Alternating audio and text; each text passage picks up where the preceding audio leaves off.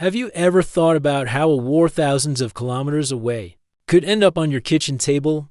It sounds dramatic, but for millions of families in India, a conflict near the Persian Gulf can do just that. Let's break down how this happens and why it matters to you. The first and most obvious shockwave is oil. India is a thirsty country when it comes to energy, importing nearly 85 to 90% of the crude oil it needs. A huge chunk of that oil comes from the Middle East, and it all has to pass through a narrow shipping lane called the Strait of Hormuz.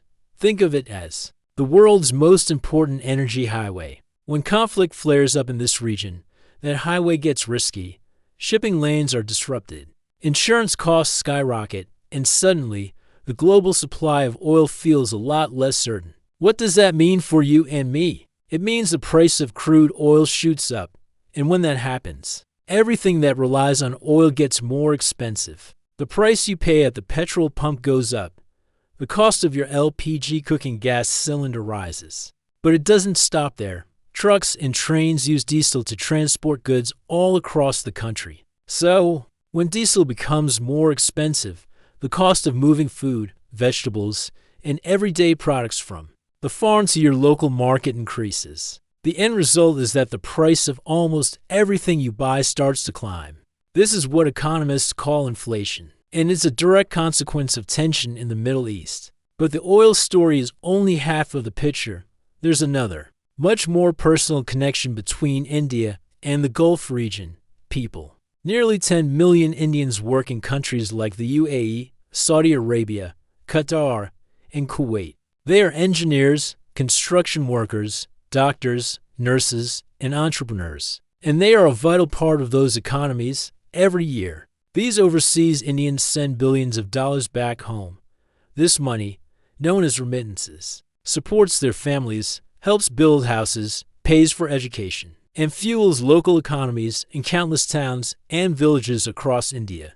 Just how important is this money? Well, about 38% of all the money sent back to India from abroad comes from just these Gulf countries. It's one of the single largest sources of foreign income for the entire nation. Now, imagine what happens when a major conflict breaks out. Construction projects get put on hold. Businesses become cautious and stop hiring. The entire economic climate turns uncertain. For the millions of Indian workers there, this could mean job insecurity or even job losses. When that happens, the flow of money back to India slows down. Families who depend on these remittances suddenly have less to spend. This doesn't just affect individual households. It has a ripple effect on the whole economy. Spending in rural areas might drop, and even big sectors like real estate can feel the pinch as people put their plans to buy property on hold. So, at a national level, India gets hit with a double whammy. On one hand, the country has to spend more of its precious foreign currency to buy expensive oil, which widens the trade deficit. On the other hand, the amount of foreign currency coming into the country through remittances starts to fall. This combination puts serious pressure on the Indian rupee, causing it to weaken against the dollar. A weaker rupee makes imports even more expensive, which can fuel inflation even further and slow down overall economic growth.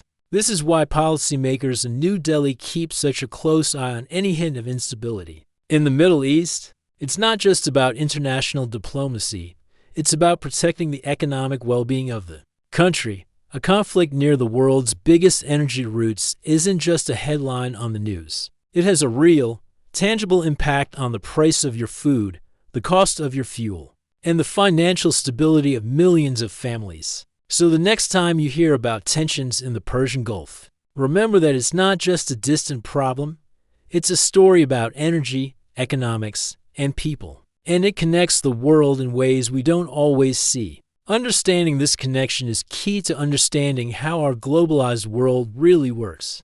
If you found this breakdown interesting and want to learn more about how energy shapes our world, make sure to subscribe to our channel, Energy Unlocked. Thanks for watching.